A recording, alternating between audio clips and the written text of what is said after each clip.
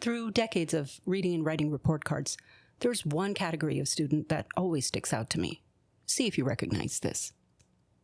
This kid is, for the most part, academically capable, smart, bright, brilliant even, can do the work, if only he applied himself, can do whatever she sets her mind to, if only she'd set her mind to it.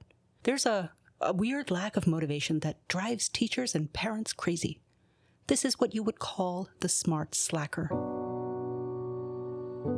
The kid with potential who somehow never quite meets that potential. As a teacher, I see this descriptor applied to a range of kids. Often, it's code for ADHD. Not always, but it's fair to say that many children who are perceived as smart slackers happen to be distracted in the classroom. This distractedness shows up in one of two ways. It's either through disruptiveness. There will be behavior issues. There will be pushing of boundaries. Since school is so boring, he's going to take it upon himself to create the excitement. But the second is withdrawal. She's bored, so she checks out. She's not going to volunteer. She's not going to participate. She's going to do the bare minimum necessary to coast through. When kids are engaged, we teachers can viscerally feel it. We can tell when our teaching is landing.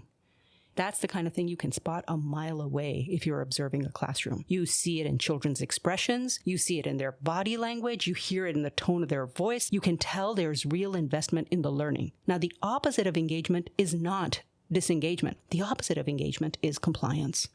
You may not give two hoots about the Battle of Hastings, but you will take good notes because it might be on the test later. That's not engagement exactly, because you're not invested in a deep way in what you're learning, but it can lead to engagement because at least it brings you to the table. Today's episode is about the student who doesn't want to come to the table, doesn't even want to play the game, completely disengaged. Studies on student engagement consistently find that it is one of the strongest predictors of academic success, more than IQ, more than socioeconomic status. Now, it's tempting to just jump into a discussion of engagement strategies for your classroom. But before we do that, let's try to think about what might actually be going on. Because of course we can blame the phones, TikTok, social media, video games, COVID, parents, last year's teachers, AI, poverty, a lack of resources, all of that, and yeah. But I want to suggest that disengagement might be masking something bigger even than all that. Listen to this clip from an interview with Aidan Hackenberg.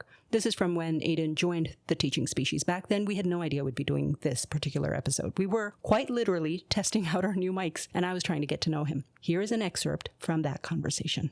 What was the experience of school like for you? Well, I started out in elementary school being really happy about school, plucky and excited. Aidan recently graduated from college where he majored in philosophy. The public school he attended is in one of the highest ranked districts in the state of New Hampshire. But then as soon as middle school rolled around, I became very cynical and sulky and disengaged for the next decade or so. Whoa! Decade! Yeah, it was a long time. It was like till the tail end of college, really, that I feel like I finally could move past that. Aidan went on to describe one particular moment that, on the surface, might not have seemed consequential. But for the 6th grade Aidan, it felt like an intellectual betrayal, a moment where, it seemed to me, he kind of lost faith in school. I remember this moment where I was sitting in science class, and we were handed this worksheet about subatomic particles, about like what a proton was, a neutron was. And I remember looking at it, and I can tell you with 100% certainty that I got that exact same worksheet many years earlier in like 2nd or 3rd grade. I remembered because all of the particles had names, and it was like polyproton, electron, and all that. And I was like, Oh, that's holy... Like, I was stunned that, like, in all this time, which to me was, like, so monotonous to get through and was certainly, like, significant to me and represented growth, and all of these teachers were apparently invested in that growth. But to get the same worksheet separated by so much time, I was like, wow, these guys really don't care as much as I thought as much as I thought that they did. What exactly was it that Aiden was feeling there? Not that school is boring necessarily, but that school is fake. And that might be a far bigger problem when a boy realizes that. Since that moment, it became almost frightening. I remember the feeling well, where it was like this class, like none of these teachers like respect themselves or me, and like my time here, like I really feel trapped. Like my time is like slipping through my fingers because at that age, Mm-hmm. you're kind of you're starting to really look at the world for the first time in a lot of ways, like seeing things that you took for Mm-hmm. granted as a kid or never thought to question. It was Mm. like a real existential fear where I kind of felt like they were like killing me in a way, which is of Wow. course wildly dramatic. But when you're a kid, this is all you know, and it might feel that way. And I think that that experience might ring true for other people as well. Wow. You're using the word trapped. And there, I'm imagining there's anger there too. Yeah, absolutely. And there's a lot of anger.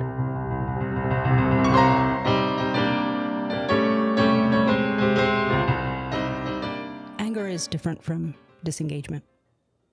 I think about anger a lot, especially when a couple of days after this conversation with Aiden, I was talking to Kathy Collins, a colleague and a friend. Now, Kathy has authored books for educators, including I Am Reading and No More Mindless Homework.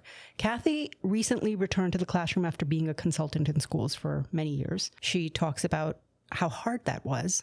I don't know many teacher leaders who have the balls to return to classroom teaching and be this real and humble about it. She was sharing her story of one fifth grade boy with Aiden and myself. I really was on a journey with one of my students from day one. He was not having me.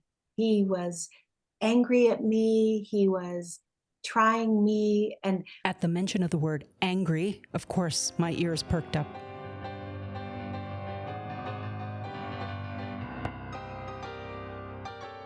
so he came in angry. He came in hot. He came in choosing from the start just to not like me. And we were butting heads a lot. And it was getting public where I felt like all the other eyes in the classroom were like, oh, it's going down. What's about to happen? And that's not my general way of being.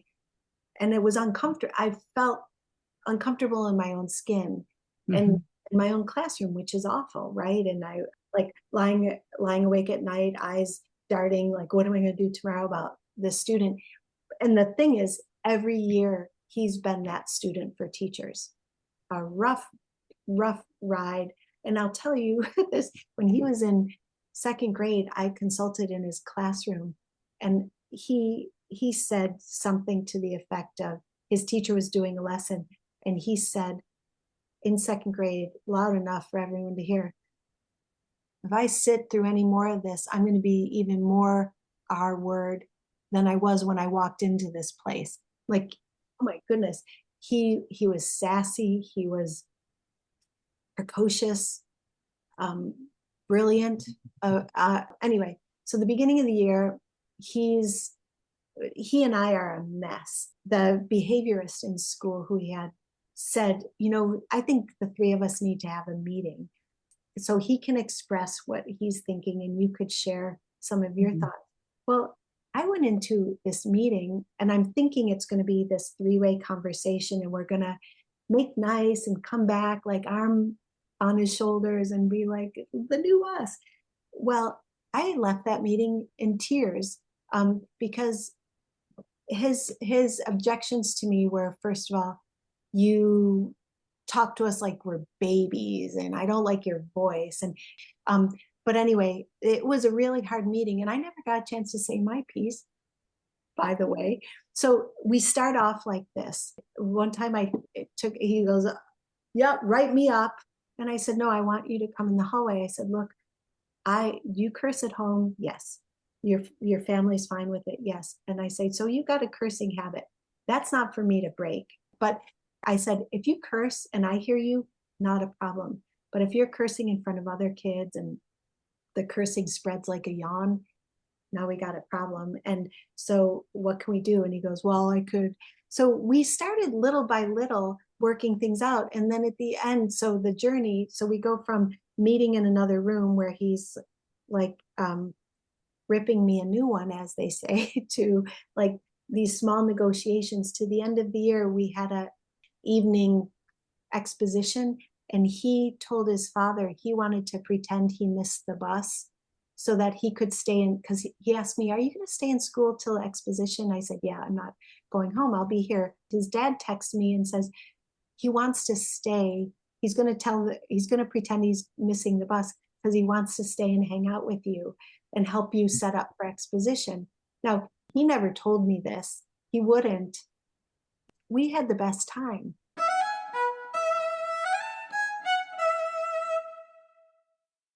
So it was this slow progress.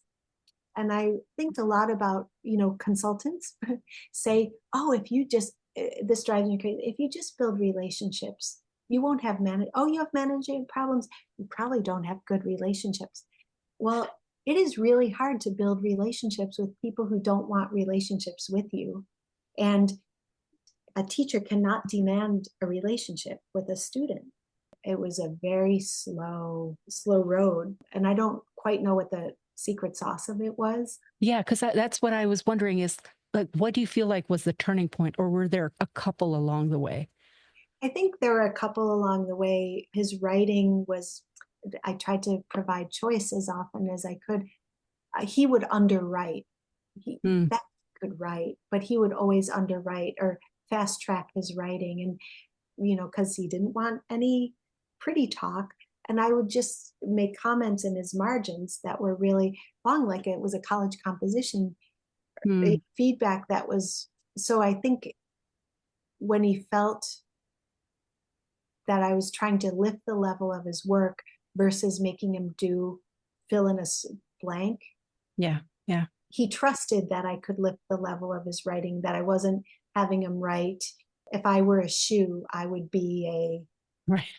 Because he would be the kid who said, why would I want to be a shoe? That's the worst I'd want to be. If I were going to be a piece of clothes, I'd want to be, like, he would argue, whatever. So if he believed it was for his learning good versus a compliance. Right. I'm wondering, something you said earlier, I wonder if it connects to that with the way he was so ready to like demean himself. Is there a mechanism in these schools that you think is cultivating this kind of shame in smart kids? Yeah, that's an interesting take. Yes, I think he was constantly undertasked.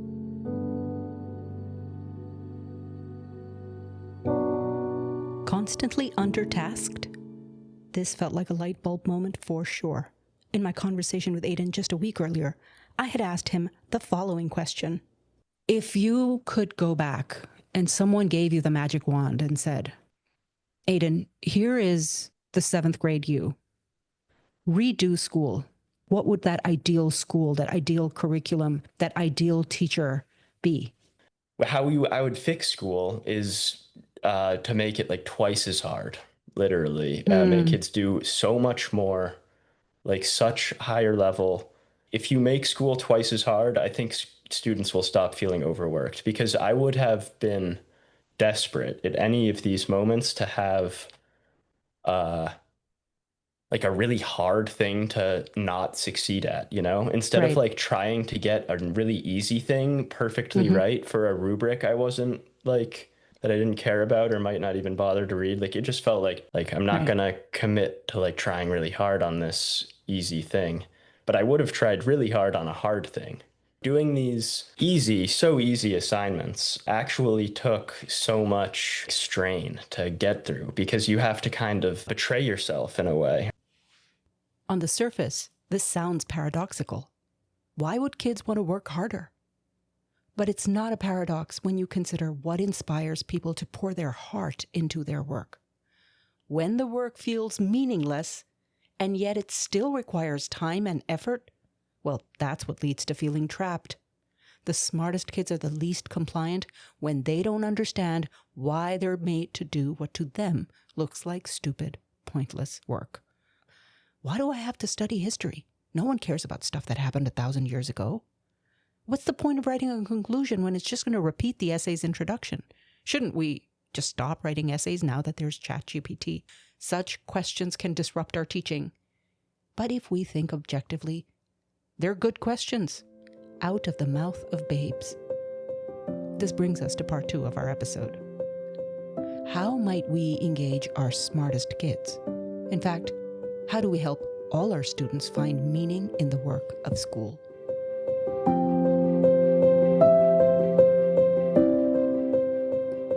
If we want investment and effort, we've got to explain why we're asking students to do whatever we're asking them to do. How will it help them beyond the test, beyond our classrooms? How will it help them in their lives?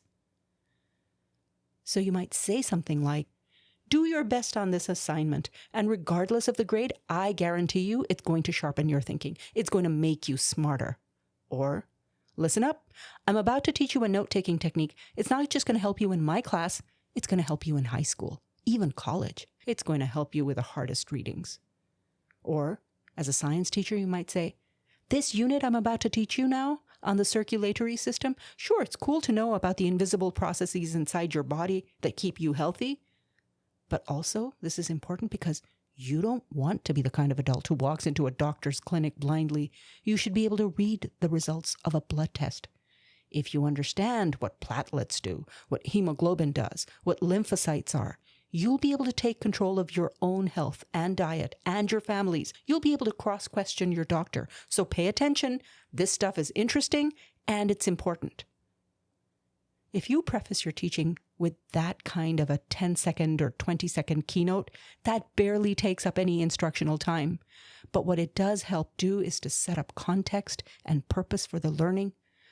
A classic disaster is when we try to teach grammar out of context without explaining why they need to master it.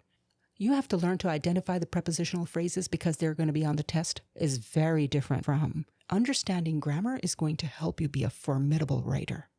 Obviously, those are two very different approaches to teaching and learning grammar.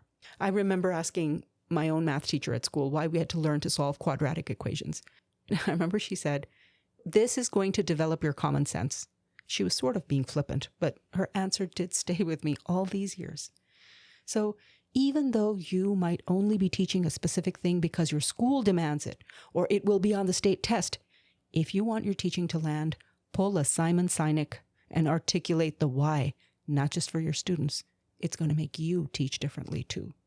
In real-world jobs, people rank meaningfulness to be more important than working conditions, more important than salaries, more important than promotions. Think about that. People are willing to put up with poor working conditions and low salaries as long as they feel that the work that they're doing is meaningful. A few years ago, MIT Sloan conducted research on what makes people rate their job as meaningful. So what they did was they interviewed 135 people, from garbage collectors to priests to artists, lawyers, nurses, soldiers, academics, entrepreneurs, a range of professions. Their findings were not what you would expect.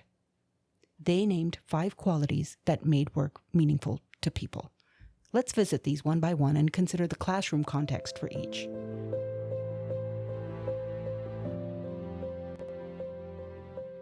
The first quality of meaningful work is that it matters to others, not just to the individual. This notion of working towards something bigger than oneself makes work have more meaning. So if you tutored a friend and they scored well as a result, or your effort helped your team win a debate, or your project impacted the larger community, that's more satisfying than just a personal high grade. This goes against this idea that people are motivated primarily by self-interest or the desire for personal power. Adam, you have a high energy level. What drives you to work so hard? I think the most meaningful part of my professional life is trying to help others. And I've collected data over the past 10 years showing over and over again that this desire to make a positive difference in the lives of others is the most untapped form of motivation. That's Adam Grant, professor at Wharton, an organizational psychologist. And I know that when I'm working on a project that I think is going to benefit other people, I'm energized to work harder, smarter, longer, and more creatively, because it's not just about, do I find this interesting? It's about, can I do this in a way that's going to make a contribution and have an impact?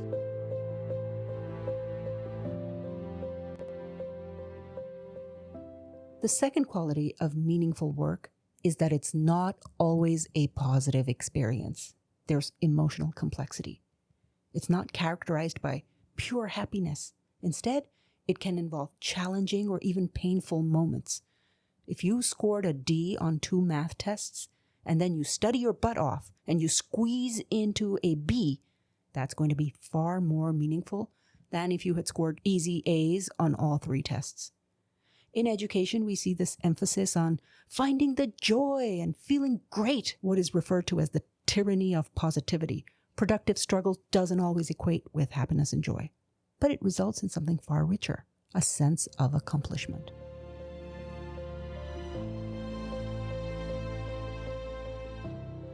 The third quality is that meaningful work is episodic. It comes from a few peak moments that stand out. They're highly memorable, and they become part of people's life narratives. This is very good news, by the way. What it suggests is that not every assignment and homework needs to create this heightened sense of meaningfulness. Even if you design a few assignments or projects that feel personal and complex and worthwhile, that can restore a sense of interest and purpose. The fourth quality of meaningful work is that it's not always felt in the moment. It's often realized when people reflect later on their struggle and growth. I totally relate to this, by the way. As a teacher, I'm kind of known for having kids write a lot of in-class essays by hand. There's always moaning and groaning as they prepare for these. But once they write their essays, I literally see kids look back at the pages that they've covered in ink, because of course, if you structure 45 minutes of uninterrupted writing time, you're going to get kids producing a volume of writing. Not many of them will sustain focus like that on their own at home. There's always going to be some distraction.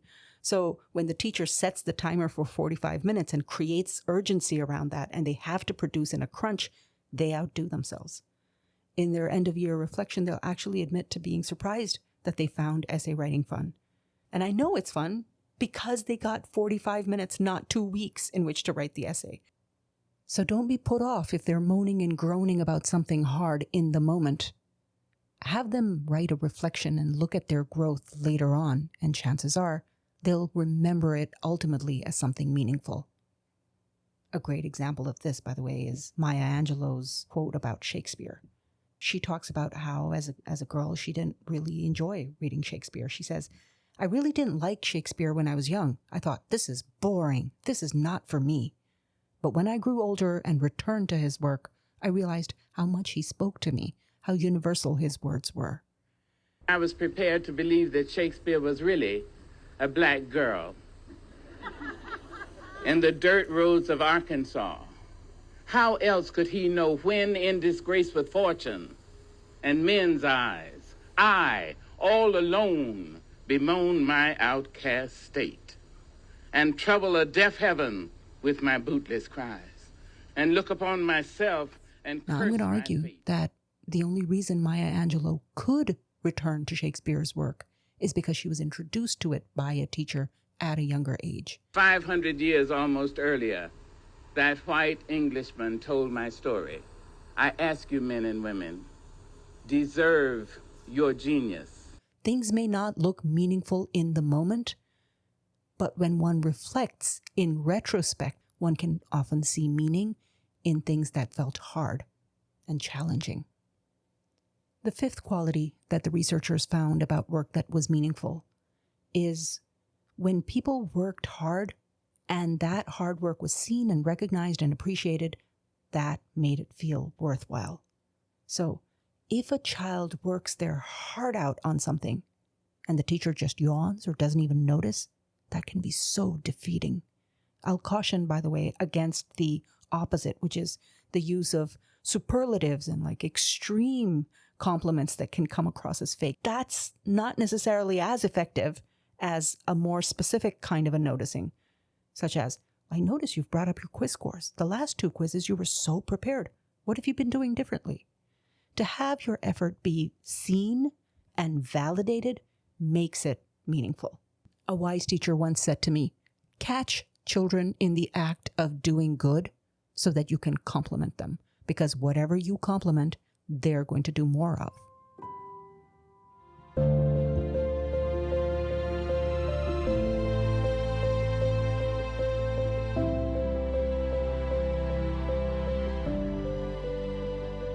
There is no magic formula that's going to make our teaching universally engaging to all children all the time.